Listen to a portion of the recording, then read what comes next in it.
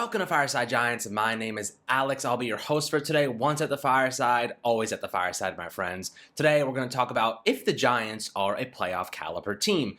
You know, in relation to the NFC East, can they win the NFC East? What are the other teams doing around them? How do they look? And really, do the Giants have a good chance at overcoming Washington, Philadelphia, and Dallas? Now, that's a pretty loaded question. Obviously, there's some good players on all of those teams, but we want to take down Philadelphia, and they have some major issues. We want to take down Dallas, more major issues.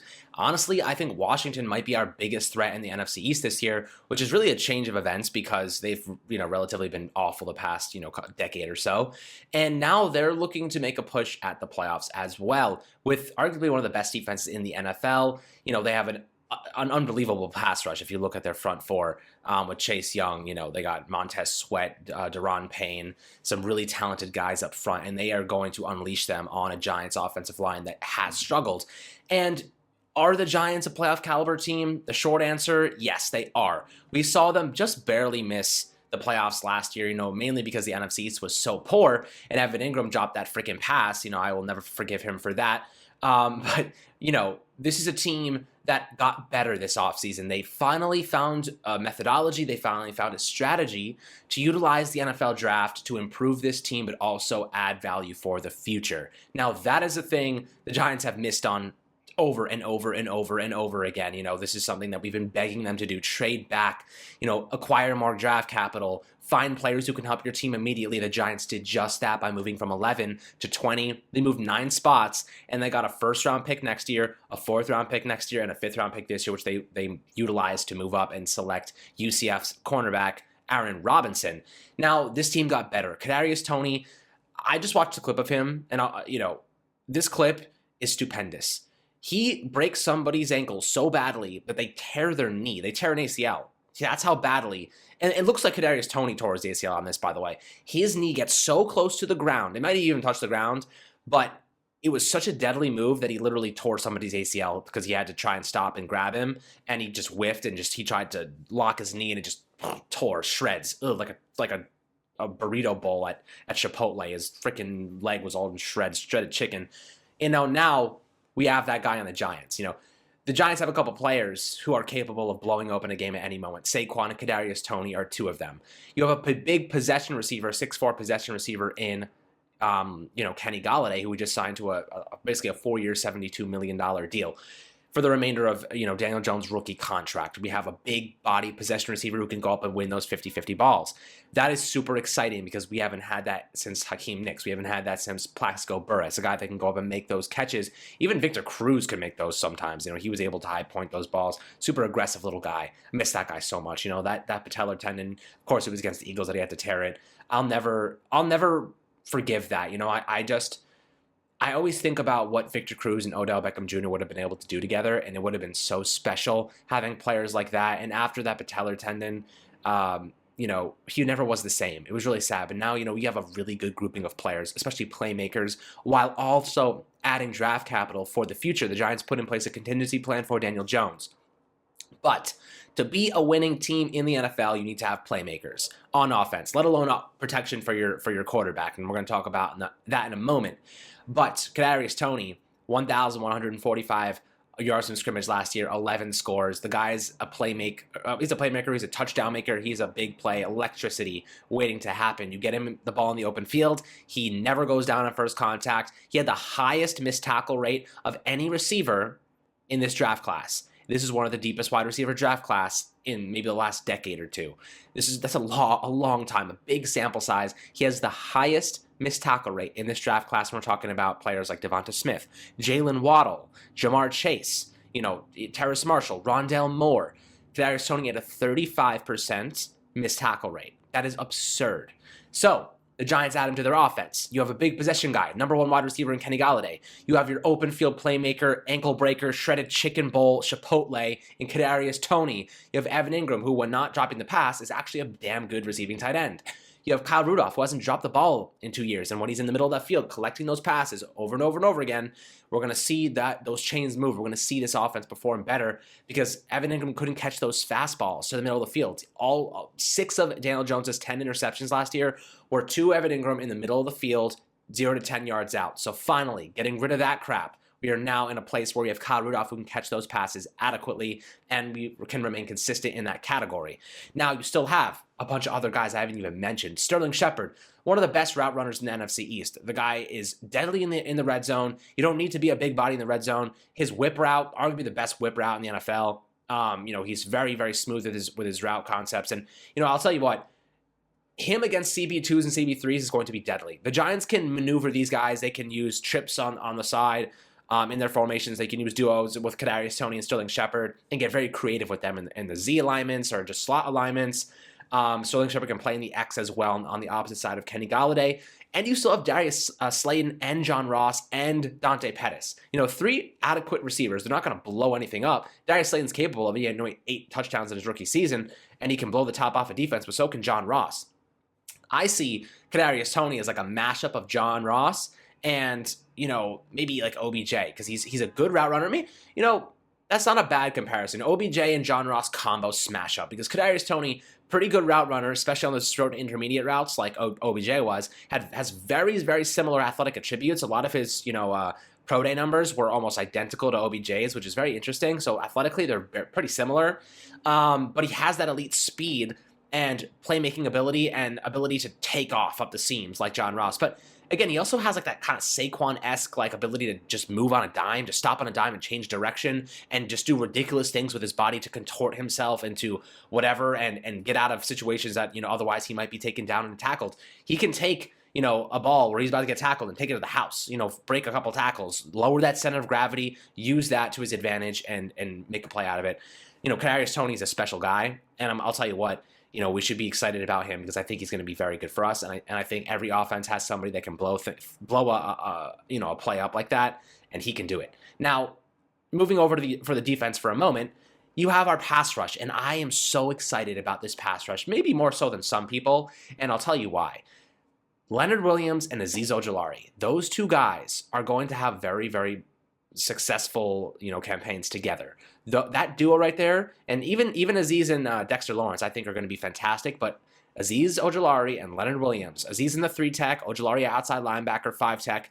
We're going to see some fun stuff going on there, guys. It's going to be a very exciting pairing and duo because Leonard Williams soaks up double teams, right?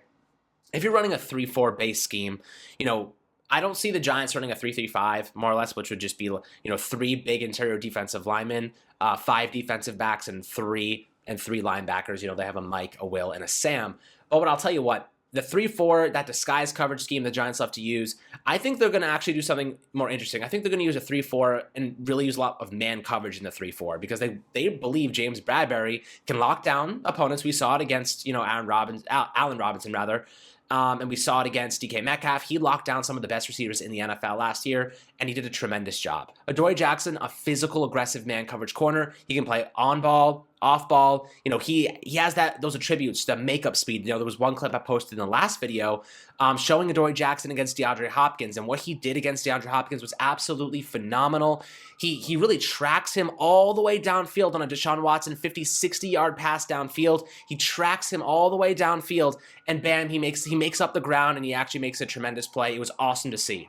And I think pairing Adoree Jackson with James Bradberry is actually going to be one of the best duos of cornerbacks in the league. The Giants may have paid Adoree Jackson a little bit much considering the injury history. I know he had a knee injury that kept him out for a majority of the season last year. But when you're looking at what he brings to this defense as, an arguable CB1 playing the CB2 position, we're going to see him against lesser talent. This is NFL. This is a passing league now, so you have to have good secondary guys. And I think the Giants are going to do a tremendous job locking down guys in that secondary, especially with that 3-headed safety duo of Xavier McKinney, Logan Ryan, and Jabril Peppers. They can get really creative with their blitzes. With Miami, Patrick Graham ran the cover 1 50% of the time. And cover 1 is more or less a run-stopping defense because you have one deep safety. You're really running man coverage, and you're using more guys up front, stacking the box to stop the run or blitz the passer on passing downs. Running cover 1 50% of the time for the Dolphins was insane, considering the Dolphins had just basically no personnel that could hold it down. The Giants have incredible personnel across the board, and they can run cover 1, cover 0. They can man up in coverage. They can feel good about their cornerbacks holding it down, have one deep safety, and just put pressure.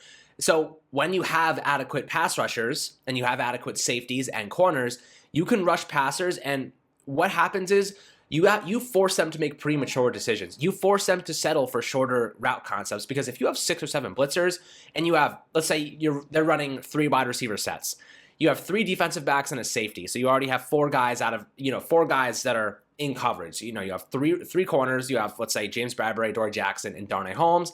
And you have your deep safety, which is Xavier McKinney, Logan Ryan. And then you can really stack the box with your linebackers, the rest of your, 7 players that you have available. You can have 5.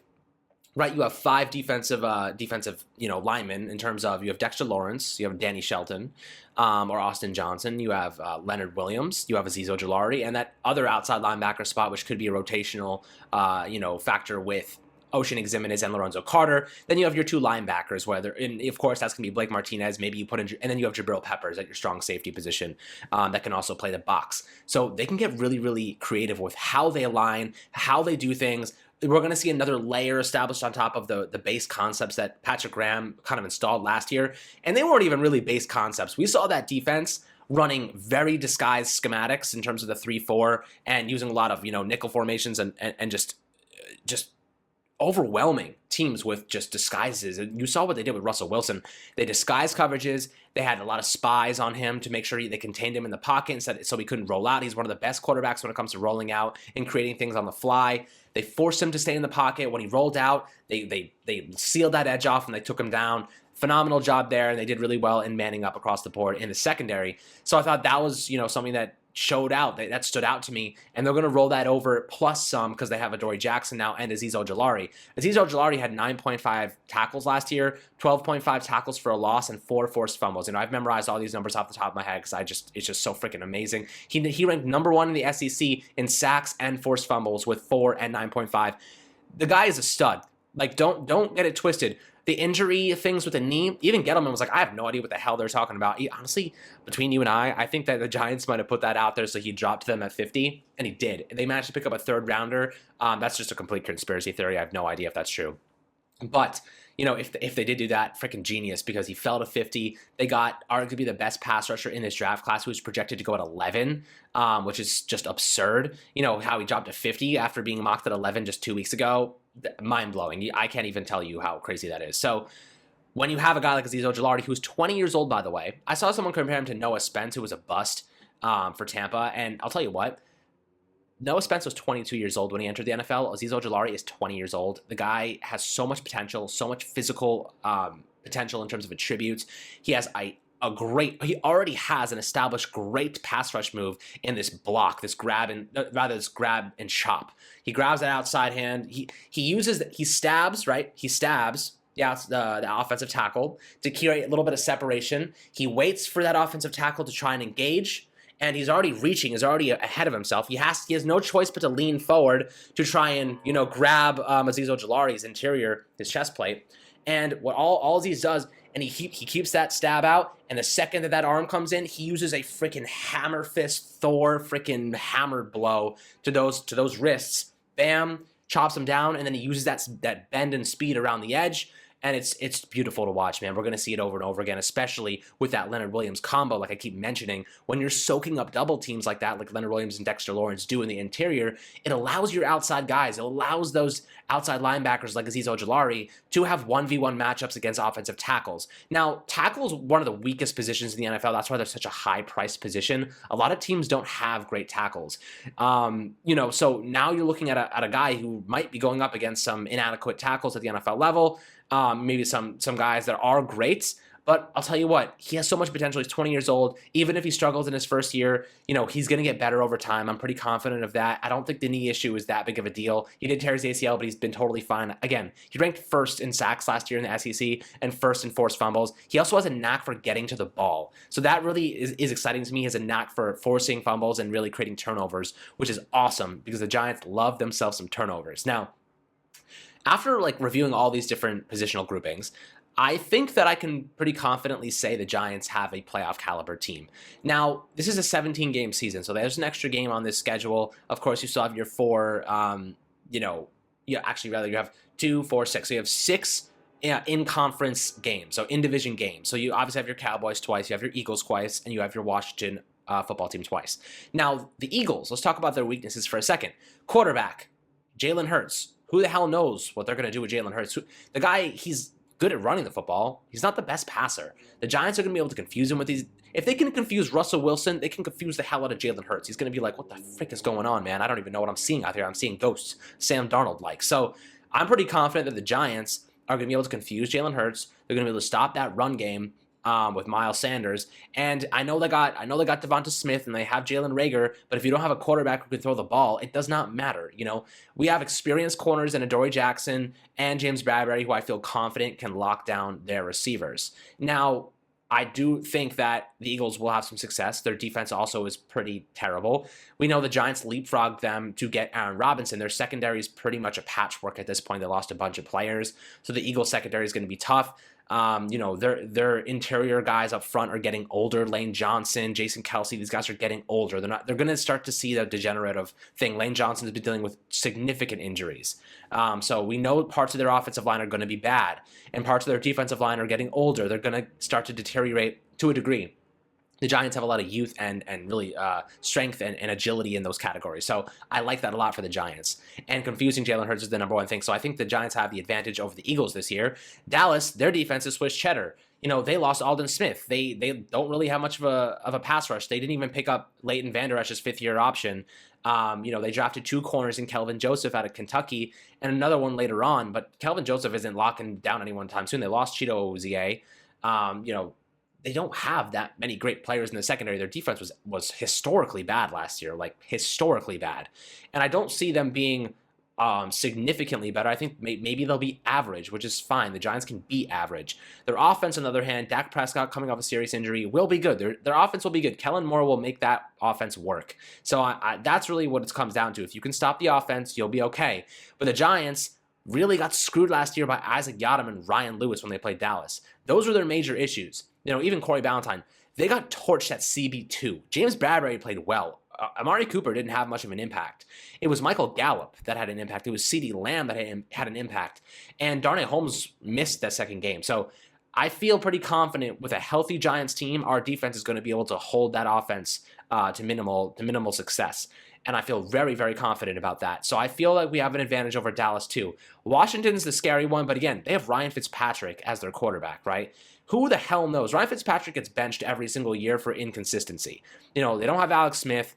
I know Kyle Allen broke his ankle last year, so who knows what his recovery is like, but we were crushing Kyle Allen before he was replaced by Alex Smith. I kind of feel like Ryan Fitzpatrick, he sometimes has magical moments in magical games, but our defense is so strong that I don't think we're going to let him get that far ahead of us. And I also think that when it comes to consistency, eventually Ryan Fitzpatrick just dwindles off. He takes so many hits. He goes headfirst into so many plays. He's kind of overly ballsy. Manscaped, by the way, a little overly ballsy.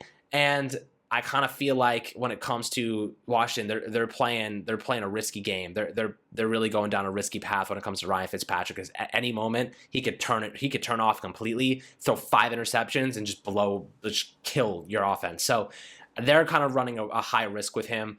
I think it's going to backfire pretty poorly, but we'll see what happens with them. Their defense, though, very, very good. We get Saquon back. We have a couple really good playmakers. We'll outscore them, but their defense is going to be legit. They allowed like one of the fewest passing yards in the league last year. So when you're looking at the NFC East specifically, the Giants have a pretty good chance at walking away victorious in a lot of these games. They just have to be consistent. The coaching has to be good, and the play calling has to be adequate. Now, there are 3 reasons the Giants could miss the playoffs.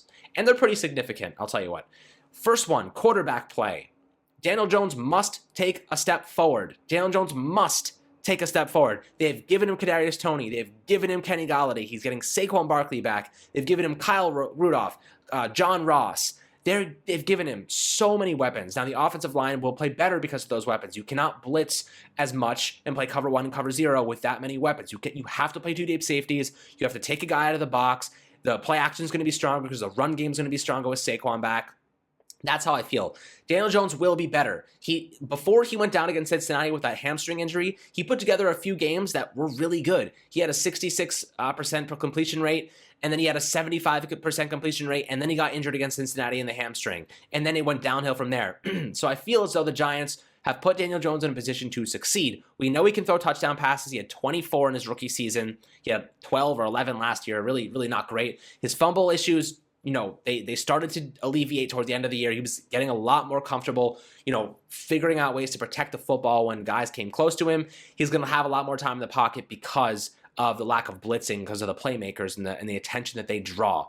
Now, that's the first thing, is quarterback play. The second thing is offensive line play. We talked about this a couple days ago. The offensive line, I'm a little bit more optimistic than some people because I feel as though having a full preseason, I feel as though having that first year of experience for a lot of those rookies in 2020, and injuries. Andrew Thomas was injured with the ankle issue the entire year. He had surgery immediately following the season. You get Nate Solder back, who can help rotate in at tackle if you need be. He's better than Cam Fleming after all. Matt Peart, he got COVID. Will Hernandez, he got COVID. I think he dropped some weight too. Be a little bit more agile in this power gap, pulling guard schematics. So I think that's a positive thing. Nick Gates looked really good at the end of the year. He came on very strong as our starting center. I like that. Right guard, still a concern. Shea Lemieux, don't trust that guy at all. Zach Fulton, 11 sacks last year. Don't trust that guy at all. But I'll tell you what, free agents. I think that there are going to be a couple of very good free agents available. Teams are still shedding cap, especially with these draft picks being made. You're going to see, like just Chicago a couple days ago, let go of Charles Leno, a starting left tackle, one of the best guys in the NFL for years. Let him go in favor of Tevin Jenkins, who they got in the second round. The Giants are going to have an opportunity to go out and get a good offensive lineman for cheap, because teams are going to be cutting guys and they're going to have to settle for less money. Trey Turner is still on the market. That's one to keep your eye on. I know he's not like the best option on the available or really just in the league, but he's better than we got at right guard right now. Apologies. So I think the offensive line, consistency there, continuity there, having a better coaching staff in that category also will help. Mark Colombo, that was a pretty awful, experiment. And, I think he was a Jason Garrett guy. Joe Judge just didn't like his process, didn't like his ways, and, they got rid of him. And then David DeGuglielmo comes in and helps Andrew Thomas. Andrew Thomas had a far better second half of the year. I'm not going to sit here and act like that was not because of the coaching change. I think it was. I think Joe Judge took a hold of that situation, really got some better guys to help his offensive line. They looked better later on, so really good for them. I feel good about the consistency there. Again, I'm still cautiously optimistic on the offensive line. Right guard still remains a pretty big problem in my eyes. But at the end of the day, the other positions I feel strongly about. I think Will Hernandez might be a problem, but I do have some confidence in him because he has gone through the ringer too.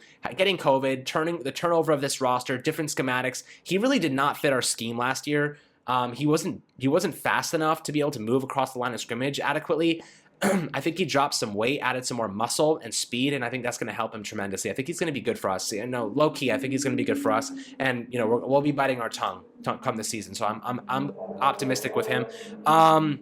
However, the third reason is coaching and play calling on offense. Jason Garrett needs to get his crap together, man. Jason Garrett is the catalyst for this offense either failing or succeeding. Now, I've talked about Russ Callaway, the secret ingredient to LSU. Ed Orgeron even stated himself, Russ Callaway is legit. He's our secret weapon. He's unbelievable. He set records in the SEC in Samford University. His offense was unbelievable. He's an Air Coryell type of coach. He's going to come and help devise a lot more creativity in moving the ball downfield, a downfield-centric approach, getting the ball to Kenny Golladay, 20-plus yards downfield, using those seam routes like with Evan Ingram and Kadarius Toney, getting John Ross Toney into space, Sterling Shepard, better route concepts, and using your running backs more efficiently. I think that's another thing, too. We didn't really use our running backs well in the passing game. Deion Lewis was a non-factor. He fumbled all the freaking time, because we were running the ball with him on draws. You need to get him into space, get him in the ball in the passing game. That's where he thrives. He's gone now anyway, so Saquon, I'm really excited to see what they can do with him when he comes back 100%. He's on track to come back, so I'm excited about that.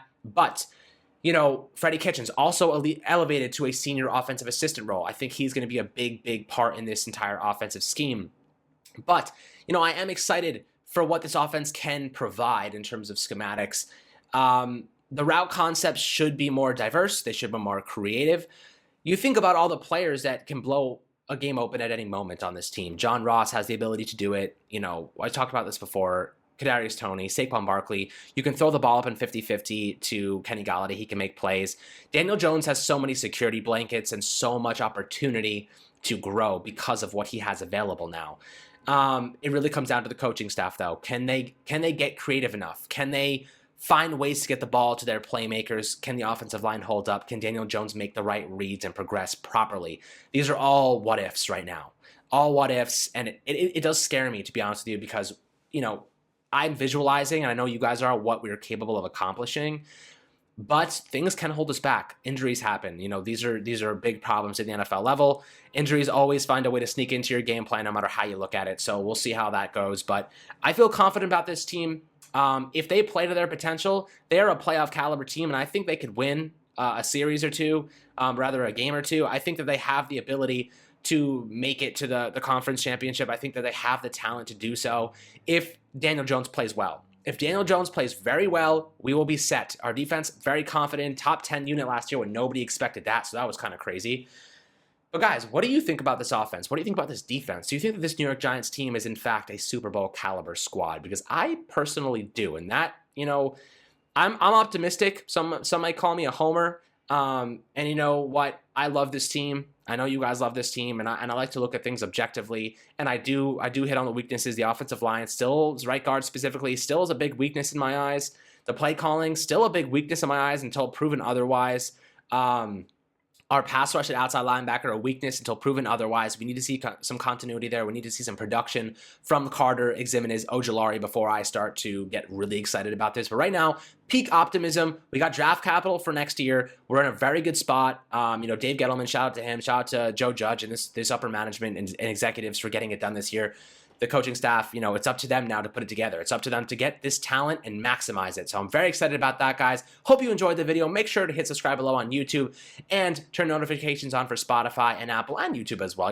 That would really mean a lot to us, so I appreciate that. And once at the fireside, always at the fireside, my friends. It's always so much fun to communicate with you guys on here and talk about the video as it's playing. I'll scatter clips throughout so you can enjoy some film and some highlight reels from some of our new players and current players. So I'm excited about that to watch with you guys as always. And Anthony will be back on Saturday. We're going to talk about this Aaron Rodgers crap. I know everyone's like, oh, not again, not the Russell Wilson Giants linkage. And now it's Aaron Rodgers and the Giants. But Rodgers is actually leaving. So it's more probable than Russell Wilson ever was. But I'll tell you what, probably just smoke for us. You never know, though. Teams make crazy things. If the Giants got Aaron Rodgers, they'd be Super Bowl contenders immediately. Daniel Jones, who knows what he's up to now? Who knows if he's going to be great or not? Aaron Rodgers is. So, interesting conversation that we will have. But I hope you guys have an amazing Thursday, Friday, and weekend. And enjoy Mother's Day, my friends. Have an awesome day. I'll catch you guys on the next one.